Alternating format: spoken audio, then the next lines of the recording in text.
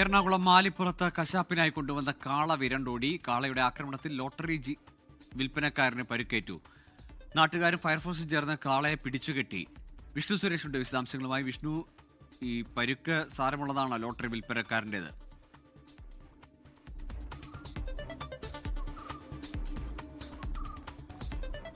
പരിക്ക് അത്ര ഗുരുതരമല്ല എന്നാണ് ലഭ്യമാകുന്ന വിവരം. നിലവിൽ ഈ 9:30 കൂടിയാണ് സംഭവം ഉണ്ടാകുന്നത്. കാളയെ അറക്കുന്നതിന് വേണ്ടി എത്തിച്ചതാണ്. അതിനിടയിലാണ് കയറ് പൊട്ടിച്ച് ഓടിയത്.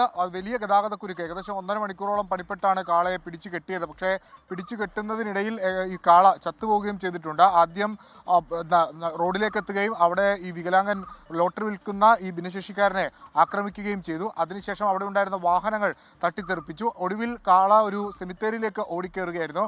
ഏറെ പണിപ്പെട്ട് ഫയർഫോഴ്സ് അവിടെ എത്തി കുരുക്കിട്ട് കാളയെ തളച്ചെങ്കിലും കാള ചത്തു എന്നാണ് നമുക്ക് ഇപ്പോൾ ലഭ്യമാകുന്ന വിവരം. ഈ പരിക്കേറ്റ ആളെ ആശുപത്രിയിലേക്ക് മാറ്റിയിട്ടുണ്ട്. 1.5 മണിക്കൂറോളമാണ് മാലിപ്പുറത്ത് ഈ കാള ഭീതിജനകമായ സാഹചര്യം സൃഷ്ടിച്ചത്. നിലവിൽ ഗതാഗതക്കുരുക്കൊക്കെ ഒഴിഞ്ഞിട്ടുണ്ട്. ഗൂഗിൾ ലോകത്തെവിടെയായാലും ഏത് സമയത്തും 24 വാർത്തകളും ഓഗ്മെന്റഡ് റിയാലിറ്റി പാക്കേജുകളും എക്സ്പ്ലെയിനറുകളും വിശദമായി കാണാൻ ഞങ്ങളുടെ യൂട്യൂബ് ചാനൽ നിങ്ങൾക്ക് സബ്സ്ക്രൈബ് ചെയ്യാം.